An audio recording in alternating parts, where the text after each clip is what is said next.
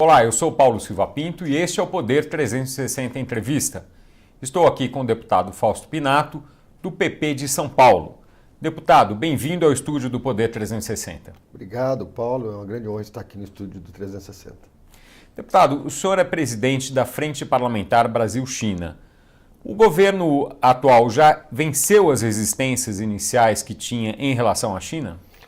Olha, sem dúvida, né? A gente percebe que teve alguns ruídos no começo, mas principalmente pelo quesito responsabilidade, isso já foi ultrapassado, mesmo porque a China também vê o Brasil como um parceiro estratégico. Depende muito do Brasil, principalmente na questão do agronegócio, nesse sentido. E o Brasil também depende muito de investimento. E para que esse agronegócio gire, né, tem que ter alguém para comprar. E a China compra e fazendo isso faz girar a nossa economia no nosso país. Tem que ser pragmático.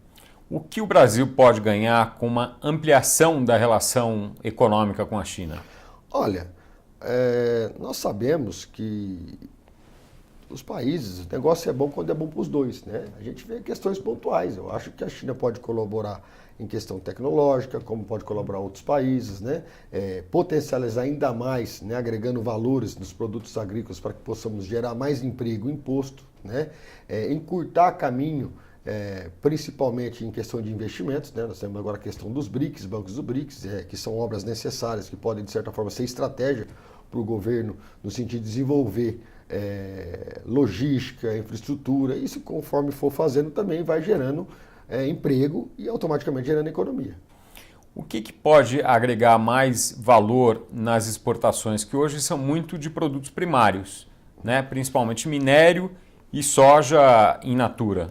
Olha, aí é o país que tem que fazer sua política, né? Você imagina numa barraca de uma feira, você vende só o limão, né? Você vai comprar só o limão. Mas nessa mesma barraca, você tiver o limão e tiver a limonada, você também consegue, de certa forma, manipular o mercado, né? Podendo até interagir. Olha, eu vou te vender 6 limões se você comprar um copo de limonada. Isso, de certa forma, é uma questão interna. Nós que temos que saber se organizar para poder oferecer esse produto e, consequentemente, ajudar a fomentar a economia interna. Turismo pode se intensificar? Parece que os chineses não gostam muito dessa coisa de turismo de praia, né? Dá para atrair mais chineses para o Brasil? Olha, não, porque praia eles têm lá perto, né? Mas aí nós temos o Pantanal, né? Nós temos a Amazônia, né? Nós temos aí no Nordeste, em vários pontos turísticos bonitos, né? Coisas que às vezes eles não têm lá. Né? Paisagens bonitas, lugares maravilhosos aí que temos. Agora, o que cabe é a gente se organizar, né? Principalmente o Ministério do Turismo, com a rede hoteleira, de certa forma, até a questão da alimentação, dos costumes, né? Poder estar oferecendo esses pacotes e, sem dúvida, se tornar um atrativo, independente se vai ser praia ou não. Nós temos vários pontos turísticos aí que não tem nada a ver com praia e que o Brasil é lindo, maravilhoso e tem pontos estratégicos aí, o que não tem na China. E o Brasil, o governo brasileiro e as empresas estão se esforçando para isso? Olha, o pronunciamento foi feito há pouco tempo, né, pelo presidente da República, né?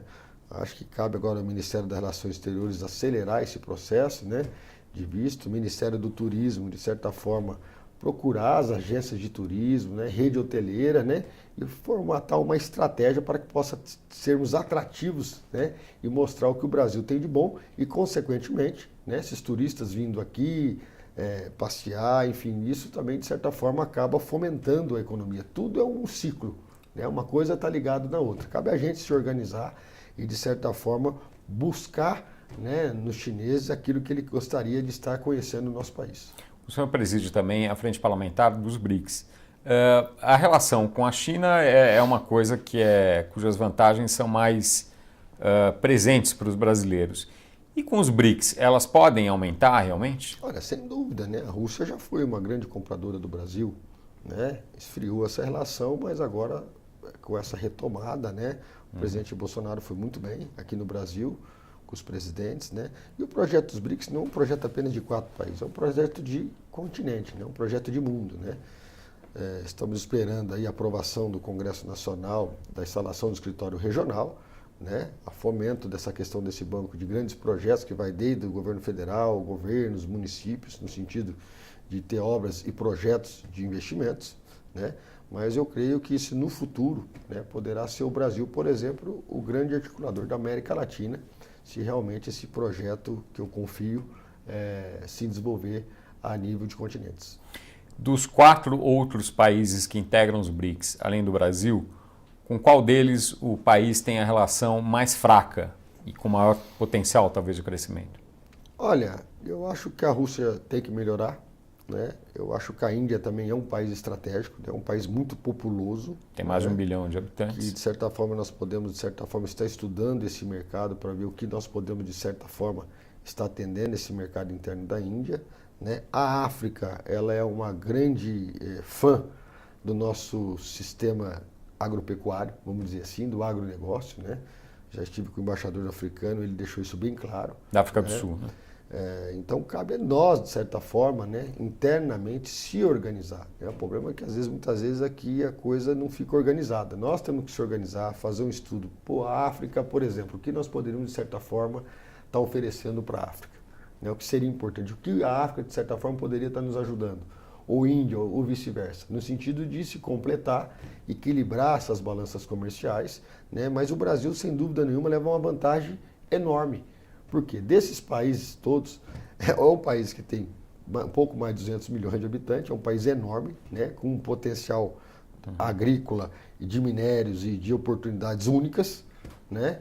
E com uma baixa população, se for comparado, por exemplo, com Índia, com China e com a própria Rússia. Agora, a África do Sul, ela está em recessão. Isso é um problema para as relações entre os dois países? Olha, eu acho que quando você faz um projeto nessa magnitude, se espera uma contrapartida e cooperação. Né? Hoje a África, dia de amanhã pode ser a Índia, dia de amanhã pode ser o próprio Brasil, né?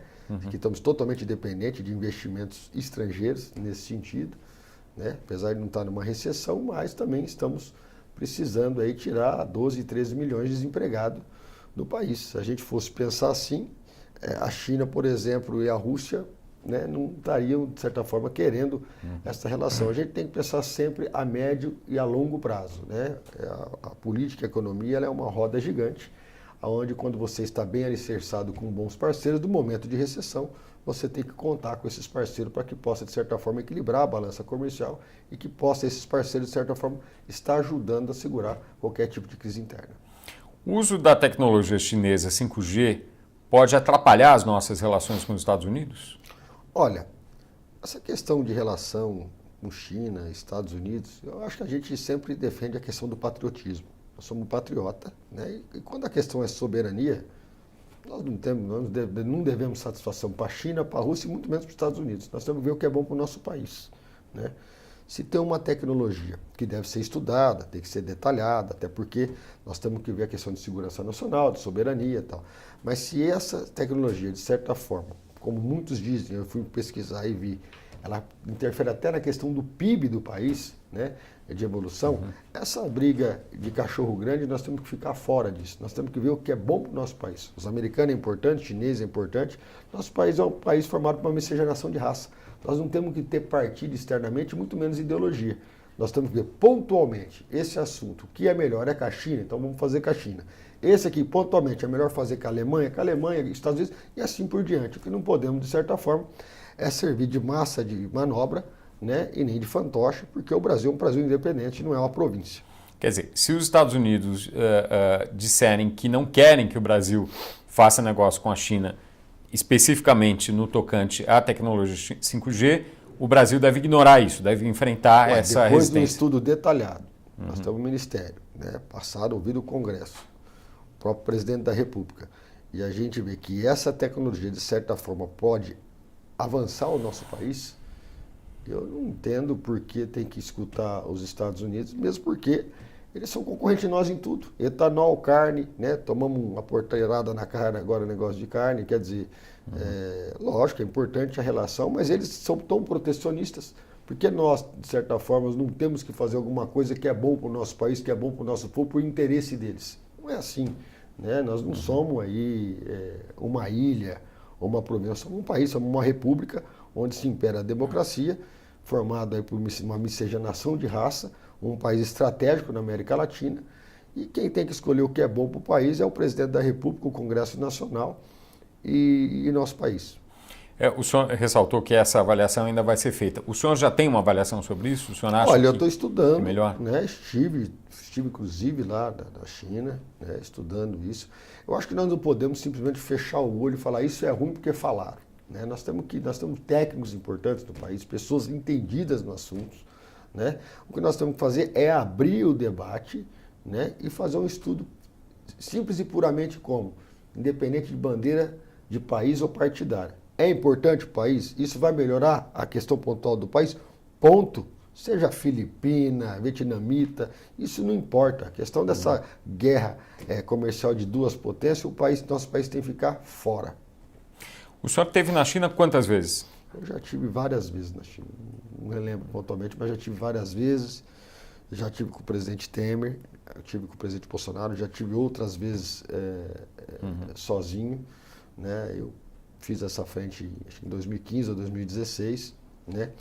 Vendo, né? Estudando, vendo a questão da potencialidade que poderia aumentar essa parceria, elevar. Né? Nós estamos agora vendo a questão das plantas aí, né? Aumentando, né? Tá até tendo um ruído na questão do aumento do preço da carne, mas por outro lado, com certeza isso é geração de emprego, isso é geração de imposto, isso gera riqueza e faz a economia interna movimentar.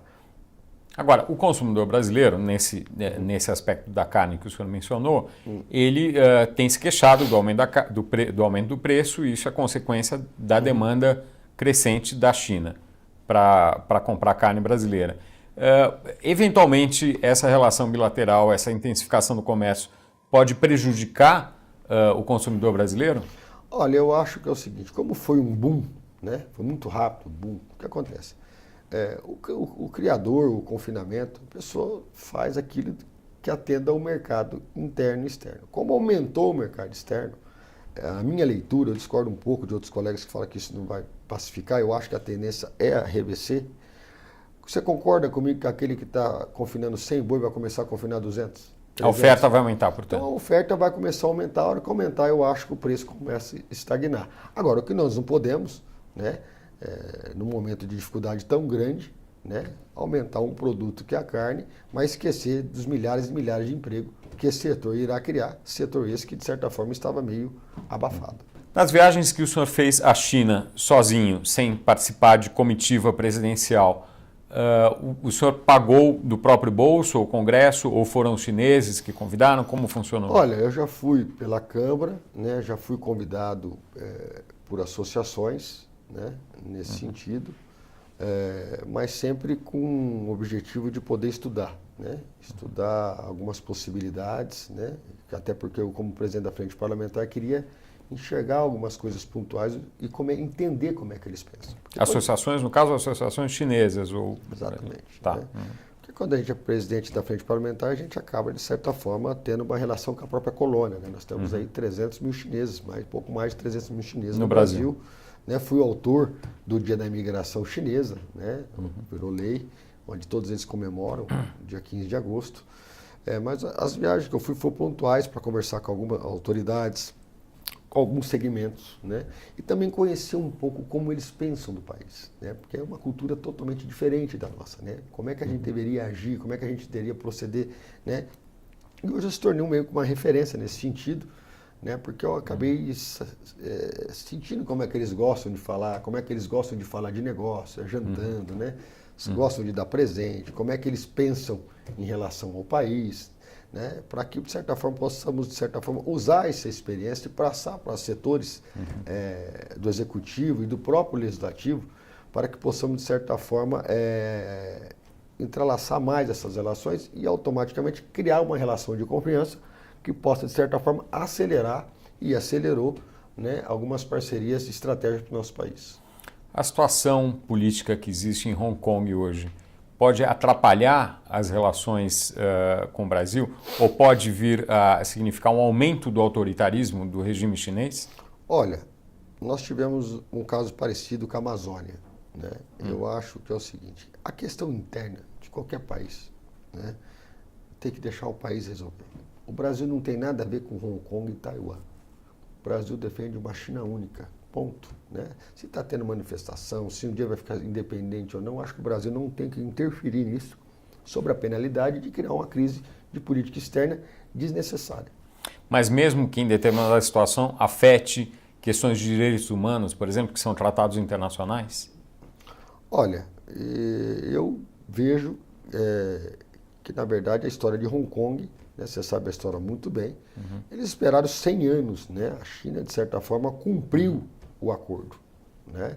E agora, de certa forma, está tendo uma rebelião, na minha opinião, que é injusta. Se o sistema deles é comunista, se Hong Kong foi agregado, cabe a eles a resolver, lógico, se tiver qualquer tipo de excesso, cabe ao nosso país, né, de certa forma, interferir diplomaticamente, mas sem interferir no mérito da questão, porque eu entendo que Hong Kong é da China.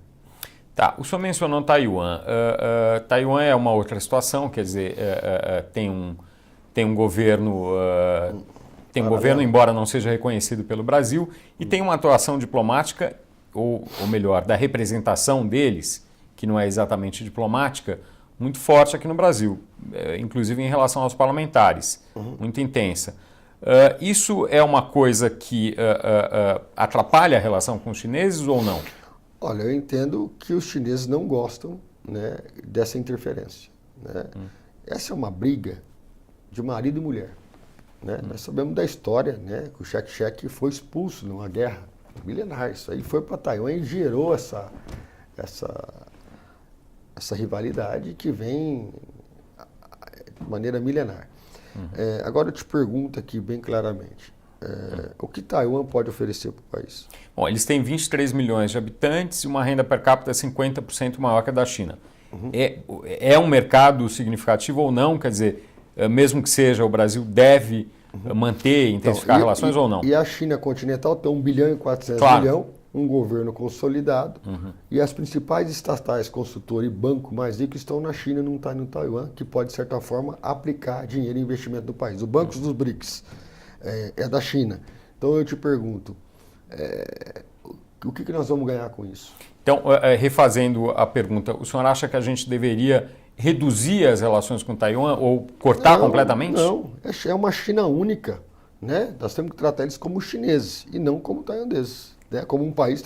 Taiwan é uma ilha da China, ponto. São bem-vindos e tal, o problema lá é de vocês, não vamos interferir nem ter preconceito, mas a questão diplomática nós reconhecemos uma só China. Bom, mas aí só para deixar claro, isso o Brasil já faz, quer dizer, o Brasil não reconhece o governo. Mas em um certo momento ecoou algumas falas que de certa forma poderiam, de certa forma, atingir nossas relações diplomáticas. Quando isso? Não, eu acho que em alguns momentos, né, alguns parlamentares, até membros do governo, chegaram a insinuar isso, mas isso lá atrás, já está superado. Então, o deputado Jair Bolsonaro, no ano passado, esteve em Taiwan. Isso é uma coisa que atrapalhou a relação com os chineses? Olha, eu acho que isso aí foi um período de pré-campanha. Acho que o presidente Bolsonaro, nesse ponto, deveria estar mal orientado, né? Tanto é que recuou, né? Recuou, foi muito bem na China, né? Acho que o presidente Bolsonaro tem toda a habilidade do mundo, pelo contrário, até pelo estilo dele. Eu penso assim, essa briga de árabe e judeu, nem Jesus Cristo resolveu. Nós temos que tentar, de certa forma, tentar pacificar. A questão Taiwan e China, lógico, conversar com as autoridades tailandesas, chinesas, mas sempre no sentido de agregar e não de tomar partido e se dividir. Até porque isso, de certa forma, não gera dividendo nenhum político e econômico para o nosso país. Ou seja, é manter e talvez até intensificar a relação comercial e não tratar de relação política. É isso, exatamente? E diplomática. Tá, perfeito. No caso o senhor integra também a frente da agropecuária, que é a maior frente no Congresso Nacional. O que o Congresso pode fazer para melhorar a situação do agronegócio no país, se é que pode? Aqui eu queria fazer um elogio à Frente Parlamentar da Agropecuária, presidido pelo meu colega Alceu. Eu sou presidente da Comissão de Agricultura. Bom, basta você olhar o governo, né? Nós estamos acho que 11 meses de governo, e ver qual a pauta que mais avançou, qual o ministério que mais avançou em tudo, né? Foi da Agricultura, né? Lógico, pela competência da ministra, né? Mas também pela a nossa articulação, seja da Frente Parlamentar da Agropecuária, seja na Comissão da Agricultura, que destravou as pautas, que de certa forma não colocou nenhum empecilho para que possa, de certa forma, o Ministério poder andar. Lógico que tem muita coisa a ser corrigida, tem muita burocracia ainda, mas avançou muito. Qual foi o maior avanço até agora em termos legislativos nesse ano, nesse setor? Nós vemos aí a questão do agrotóxico, que avançou bastante, né? A própria abertura comercial com os árabes e com a própria China, na questão do agronegócio, e potencializando isso em questão de grãos, carne, enfim, abrindo outras questões pontuais, né? Muito importante, né? A tentativa de quebrar aquele monopólio que existia, né? De um setor só comandar isso e aquilo, né? É um começo, nós estamos falando de 11 meses de governo, mas 11 meses que, de certa forma, a agricultura foi, sem dúvida, a pasta que mais avançou no país, justamente por causa desta união da bancada, né? E do próprio Ministério. Exemplo esse que poderia ser seguido por outros órgãos do governo, né? Ou o governo em geral, para mostrar que quando o parlamento e executivo andam junto, a coisa tende a ser mais positiva e mais rápida. O que, olhando daqui para frente, qual é o maior desafio que deve ser superado para melhorar a situação do agronegócio? Olha, investimento, né? Nós precisamos de dinheiro, né?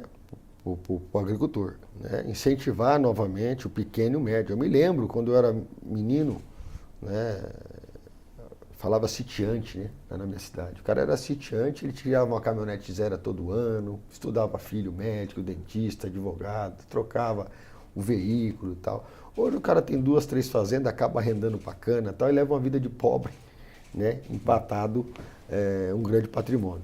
O que nós precisamos, na verdade, é incentivar a agricultura familiar, o pequeno agricultor e o médio agricultor, né? Nós temos a leitura errada de achar que quando tem um grande monopólio, isso de certa forma é importante. Não, é só olhar, por exemplo, na economia, né? Quando você olha na própria economia, eu discordo literalmente de algumas pautas econômicas que estão ventilando aí, alguns colegas, onde querem diminuir juros de banco, né? E dos grandes e querer sobretaxar os pequenos e médios. 80% de quem gera emprego nesse país são os pequenos e os médios, né? E quando você fala em geração de emprego, você está falando realmente da economia interna. Nesse momento de crise mundial, a economia interna é que, de certa forma, pode segurar o PIB e a satisfação da população. Então nós temos que olhar com muita cautela isso, porque muitas vezes a conta não fecha, né? E quando você aumenta o imposto do pequeno e médio, automaticamente essa pessoa deixa de consumir, né? Acaba deixando de contratar, né? E gera o que na economia pode achar que o pequeno e o médio não tem influência, é o que tem mais influência, é 80%. Eu, se eu fosse ligado à área econômica, eu olharia sempre o pequeno e o médio, porque 80% é aí que está a diferença e essa economia gira. Porque essa pessoa, ela ganha menos? Ganha, mas ela vai trocar de carro, ela vai viajar. É aquela vida classe média mais baixa que realmente é a maioria do povo. Então, essa pessoa tendo o poder econômico para poder comprar e gastar, essa é a verdadeira engrenagem da economia interna. Agora, qual é o risco de aumentar a tributação? O senhor está falando das perspectivas de reforma tributária ou de outro tema? Eu acho que nós vamos entrar numa discussão, né? E a gente fala muito de reforma, mas o governo não está vendo o princípio de eficiência. Eu acho que nós temos que ter uma inteligência maior na questão de receita, né? A gente vê, por exemplo, totalmente desconexa a receita do Rio de Janeiro parece diferente da receita de São Paulo, né? Na questão do próprio sistema. É umas coisas a ser verificada, né? Harmonizada e mais fiscalizada de maneira uniforme, né? Para que possamos, antes de tentar gerar imposto, olhar também o que nós estamos deixando de arrecadar em determinados nichos, né? Corporativista, de monopólio e a própria receita, que deve ter uma uniformidade maior e uma fiscalização maior. Houve aumento no desmatamento da Amazônia no acumulado do ano. Isso pode piorar a imagem do agronegócio brasileiro no exterior? Olha, eu vejo o seguinte, quando se fala de Amazônia, tudo que você está falando aí, eu não sei se aumentou ou diminuiu, sabe por quê? Porque a Amazônia, vamos ser bem sinceros, eu não acho que o presidente Bolsonaro esteja errado no raciocínio dele, quando ele fala. O que está errado é a maneira que o governo age, né? Sem estratégia. Nós sabemos muito bem, não podemos ser demagogo, que a Amazônia existe interesses obscuros na Amazônia, né, de outros países, né, nióbio, minérios, ouro, né. Então, tudo quando a gente fala que a Amazônia, mas não podemos generalizar também, chegar e falar que todas as ONGs não prestam. Não podemos fazer isso, né? O que cabia ao nosso país, talvez usar as Forças Armadas, que estão tão próximas do governo e tem pessoas competentes lá, montar um serviço de inteligência, fazer uma legislação específica, né, na questão de fiscalizar essas ONGs, se realmente essas ONGs estão bem intencionadas em ajudar o índio ou está ali só para olhar o que tem embaixo do índio e segurar, porque pensando há 10, 20 anos que amanhã eles vão precisar daquilo. Né? Porque essas grandes potências têm um serviço de inteligência muito grande. Né? Agora, cabe a nós não falar, agir e resolver o problema sem expor a imagem do nosso país. Agora, independentemente da situação, do que acontece, em termos de imagem, o senhor acha que isso pode prejudicar o agronegócio?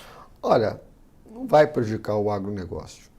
Por quê? Porque, na verdade, por exemplo, a China, que é a maior parceira nossa, né? Vai prejudicar quem? A França vai ajudar nós o que no agronegócio? Nunca ajudou em nada, entendeu? Eu não vejo que pode prejudicar. Pode, de certa forma, por causa de artista, tá na moda, isso, aquilo, né? De certa forma, ficar ruim a imagem do país, né? E não do agronegócio. Mas eu vejo que o governo está agindo aí para tentar melhorar. E se tem que melhorar realmente. Por quê? Porque justamente que o governo é tático, não é estratégico. Né? Se tivesse uma estratégia para mostrar o que está acontecendo, o que tiraram de Amazônia, então nós mostraríamos o outro lado da questão.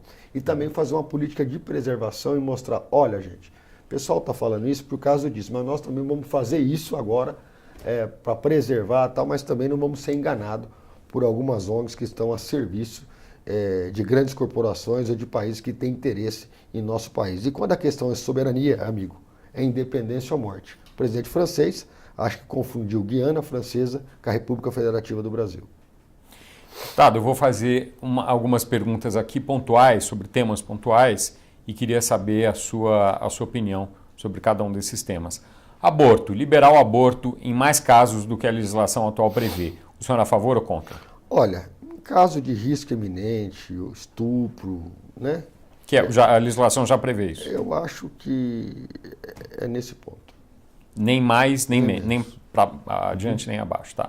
Drogas leves. O senhor é a favor ou contra descriminalizar o consumo recreativo de drogas consideradas mais leves, como a maconha? Sou contra. A gente vê principalmente em alguns países que liberaram o aumento de homicídio, suicídio. Agora, por outro lado, sou a favor, né, de se fazer o debate, o estudo na questão do canabidiol para fins medicinais, que isso, de certa forma, eu vejo aí agora a Anvisa liberando a importação.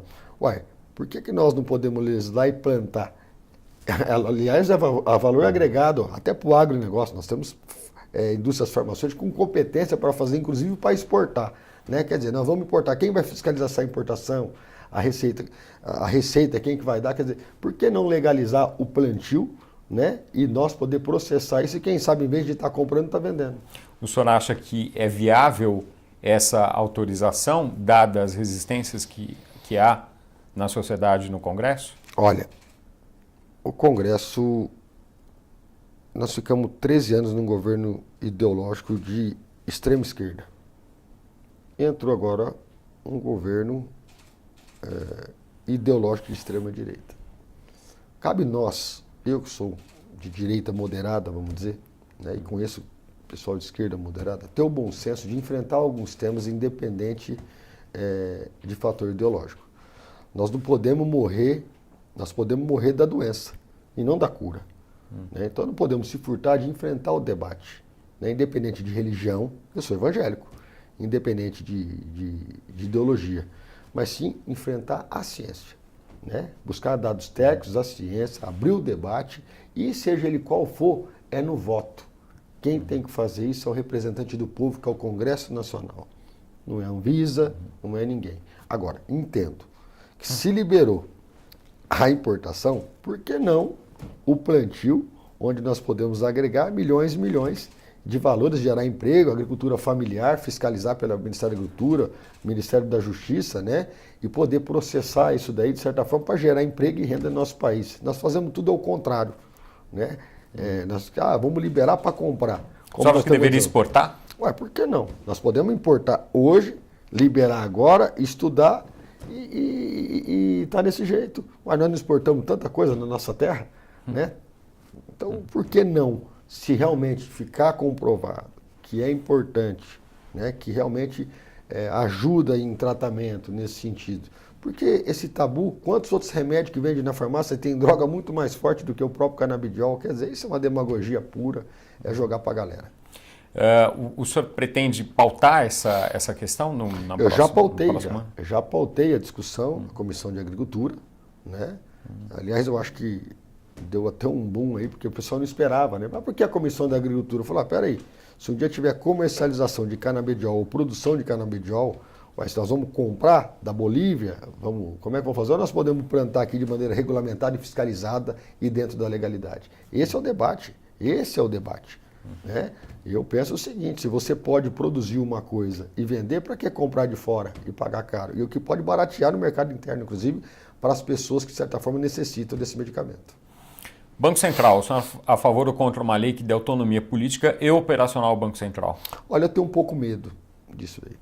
Porque nós sabemos que, infelizmente, né, essa questão ideológica, esses excessos que teve, não atingiu só a classe política, mas atingiu também membros de vários poderes, seja ele do executivo, legislativo, judiciário, concursado, né? Então eu tenho muito medo de determinado momento, né? Eu acho que tem que ser uma coisa equilibrada, né? Tem que ter, não pode ser praticamente pautado pela política, mas de certa forma também dá liberdade, que você imagina só se em determinado momento ali esteja uma ala ideológica contrária a um governo eleito democraticamente, pode criar uma grande crise para o país, justamente para esse outro governo perder a popularidade, etc, etc. Então é um assunto delicado a ser tratado. O que normalmente era mais controverso nessa situação era a questão da política monetária, dos juros. O que o senhor está dizendo é que o mais sensível agora é o problema do uso de dados financeiros, é isso que o senhor está dizendo? Também, né? Nós sabemos que praticamente a nossa democracia e nosso sistema presidencialista está doente. Essa é a verdade, né? Onde você vê dentro de ministério, dentro de qualquer segmento, né? Aquela coisa seguinte, ele é Bolsonaro, ele é PT, né? Virou uma questão, uma rivalidade, e essa rivalidade, de certa forma, ultrapassou a sanidade, né? Onde as pessoas, inconsequentemente, fazem coisas justamente para prejudicar esse lado ou aquele lado. Isso, de certa forma, nesse momento agora, eu acho que a gente tem que ver muita cautela, porque ainda não está pacificada essa questão, né? É aquela coisa assim, o outro ganhou porque fraudou a urna, o outro ganhou porque prendeu o outro. Quer dizer, nesse momento agora ainda eu vejo com muita cautela isso. Eu acho que a gente tem que pensar bem.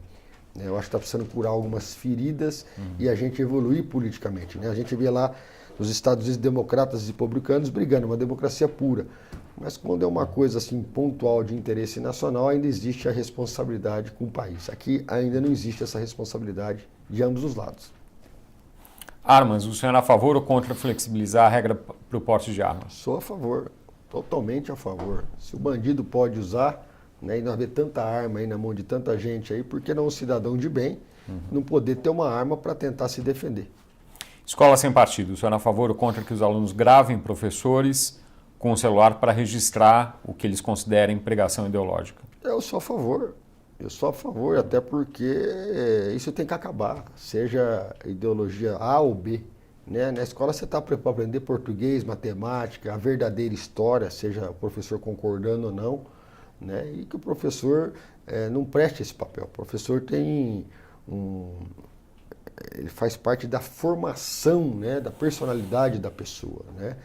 E agora, usar as escolas públicas para formar correligionários, seja ele de esquerda, centro ou direita, é absurdo. Isso é inadmissível. O professor tem que ensinar e o aluno tem que aprender. E no decorrer da vida ele escolhe a sua posição, o seu caminho, o seu posicionamento, a maneira de pensar. Previdência, o senhor é a favor ou contra um eventual sistema de capitalização? Olha, eu não tenho opinião formada ainda. Eu acho quando fala da questão da Previdência, a gente vê a questão que aconteceu no Chile, né, em tantos outros lugares aí, daí eu ainda estou muito preocupado com esse tema. Né? Eu vejo que a gente tem que se aprofundar mais nisso, de certa forma, para criar, pensando a médio e longo prazo. Né? Eu não estou me sentindo muito seguro. Né? O pessoal falou que vamos fazer reforma da Previdência que a economia vai melhorar. Não, deu um recado externo de segurança que o país não ia quebrar. Acaba ajudando. Né? Mas essa questão de Previdência, essa questão da reforma tributária, né? Nós temos que ver de maneira muito sensível, porque ainda existe um grande lobby de interesses obscuros que, de certa forma, grandes corporações, bancos e tal, vê só cifrão, né? E eu acho que a gente tem que olhar a saúde disso, que isso pode acontecer pensando sempre negativamente, daqui tanto tempo, daqui quanto tempo. Está aí o Chile, um grande exemplo da fumaça que soltaram e, de certa forma, dá aquela impressão que a coisa está boa, né? Que é momentânea, né? Como se fosse uma dose de morfina. Parece que melhorou, mas o câncer e a dor ainda continua e temos que aprofundar mais. Bom, mas estruturalmente o Chile, nas últimas 3 décadas, teve um avanço econômico muito grande e tem uma renda per capita muito superior à brasileira.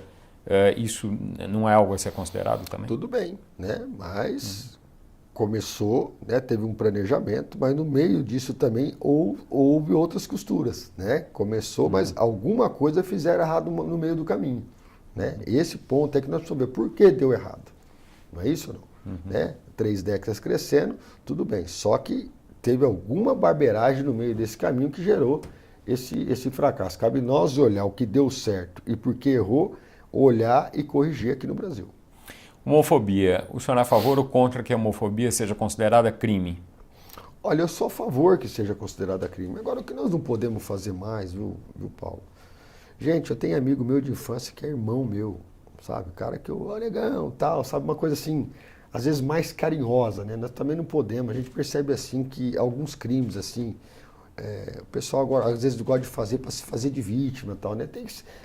Só a favor, mas a gente tem que ver assim, em cada caso o que realmente está acontecendo. Porque às vezes a pessoa fala não no sentido literal da palavra, você sabe disso, né? A gente costuma às vezes falar um palavrão, não vou nem falar aqui, seu verabo, né? Tá, mas às vezes não é xingando, às vezes a maneira, né, brincando. Você tem que ver realmente o sentimento daquela pessoa. Agora, só a favor da criminalização. Igreja. O senhor era a favor ou contra que as igrejas tenham imunidades tributárias, ou seja, que sejam eximidas de pagar impostos? Olha, eu sou a favor que tenha imunidade tributária. Agora, por outro lado, né, nós precisamos ver também que algumas igrejas se tornou grandes potências econômicas, né? Quando passar também um certo exagero, né? Daqui a pouco compra aquilo, compra isso, compra aquilo, né? O templo, tudo bem, mas o que passar dali, eu acho que tem que ser tributado também, né? Porque também aí não tem condições, né, de todo o acessório seguir o principal, mas eu penso assim, o templo, a questão, mas a partir que a igreja entra em outros negócios, aí eu sou a favor que seja. Tem que ter um limite de isenção, assim como o imposto de renda. Eu acho, se for ali, né, templo, culto, tudo que for para buscar Deus e tal, nessa questão, né, que faz um grande trabalho, inclusive na questão de recuperação de drogado, de casais, tudo bem, mas quando ela começa a partir para lá do empresarial, alguns segmentos, eu acho que ela tem que ser tributada como qualquer uma. Agora eu vou fazer outras 4 perguntas aqui que não são de posicionamento ideológico, são da sua história. Como foi a sua infância, a sua adolescência? Onde o senhor estudou? O que o senhor estudou? Eu estudei em Fernandópolis, minha cidade natal, estudei no Afonso Cáfaro, né, no Elas. Minha infância foi muito boa, junto com meus pais, com meus irmãos, hoje eu tenho outro irmão mais novo. Com meus avós, com meus primos, né? Indo na fazenda, nas férias, né? Sempre muito bom. Eu tive uma infância muito gostosa, muito produtiva, né? Respeitado pai e mãe, né? Indo aos cultos de jovens de domingo, né? Eu gostava de jogar muita bola, né? As festas do peão. Eu posso dizer que eu tive uma infância e uma adolescência muito feliz. Como é a sua família? O que eles fazem? Olha, minha mãe é professora, né? Trabalha na delegacia de ensino, né? O meu pai é advogado, né? Eu tenho um irmão que é vice-prefeito, eu tenho outro irmão de 11 anos ainda que é arteiro, né? Tenho uma filha, a Valentina, de 11 anos também. Tenho minha esposa, minha sogra, minha sogra, meus tios, minhas tias, né? Meus amigos de infância, tudo lá. Sem dúvida, né? Todo mundo em Fernandópolis. Todo mundo em Fernandópolis. Então todo mundo me conhece lá, né? Na região, nascido e criado. Uma cidade de 68 mil habitantes, né? Nunca esperava poder representar toda uma região, né? Apesar de ter tido um sonho desde criança. Eu sempre falava, eu me lembro quando um amigo meu morava numa república, entregou o livro para o meu pai. Quando a gente estudava, aqueles livros de autoajuda, eu coloquei, primeira opção, o que você queria ser? Ainda estava estudando, falei, deputado federal. O senhor está no segundo mandato? Estou no segundo mandato. E cheguei a deputado federal com muita luta. Antes o senhor fazia o quê? Eu advogava, né? Mas já trabalhei também em órgãos de governo, assessor especial, já fui assessor parlamentar de deputados federais. Aqui né? em Brasília? De deputados estaduais, né? Então eu sempre gostei da política, desde menino, né? Na escola, na faculdade, eu sempre gostava de estar interagindo, que você queria ser o líder da classe, querer participar do diretório acadêmico. Por que o senhor entrou para a política? O que o atraiu na política? Olha, o que me atraiu na política é a primeira coisa de poder, de certa forma, poder ajudar a minha região, né? Esse era o principal motivo de poder, puxa vida, eu podia fazer isso, podia fazer aquilo e tal, né? Depois, isso eu falei, puta, eu podia fazer mais coisa para o meu estado, né? Mas hoje, sem dúvida, eu penso uma política bem macro, ajudar sempre pontualmente, Santa Casa, tal, essas coisas da região, mas uma política que eu posso ajudar muito pelo meu Brasil. Né? Porque a gente chega aqui, já cheguei tão pequeno, mas eu olhei do lado e falei, ó, tem muita gente preparada aqui, até mais do que eu, mas eu tenho mais preparo do que muita gente também. Então eu tento me esforçar ao máximo e estudar. Procurei pegar um perfil totalmente apolítico, né? Sou um cara de posição, né? Pró ou contra. Eu me lembro, nossa, fui criticado muitas vezes em determinados pontos. Por quê? Porque eu resolvi pegar uma posição de um deputado que tem uma linha. Eu sou advogado, né? Respeita a minha Constituição, posso até não concordar com ela, mas sou obrigado a respeitar. Fiz um juramento para defendê-la, né? Essa questão legalista, e não fazer uma política demagoga, né? De falar aquilo do aplauso da consciência, daquilo que dá mais curtida no Facebook. Por quê? Porque eu via, quando eu via os deputados fazendo as leis, alguma coisa, eu via assim, quando acontecia alguma catástrofe, fazia uma lei correndo para dar satisfação para a sociedade e saía tudo errado, né? Eu acho, calma, vamos esperar a poeira baixar, não vamos agir com a emoção, né? Vamos fazer um debate não sabendo que lá fora a televisão está vendo a gente, né? Mas um debate técnico, né? Um debate em cima de dados técnicos, coerente. Eu acho que eu sou um parlamentar de responsabilidade e não de aplauso. Deputado Fausto Pinato, muito obrigado por essa entrevista que chega ao fim. Muito obrigado, Paulo. Queria dar um forte abraço e parabenizar pelo sucesso do seu programa e a toda a família do 360. Obrigado.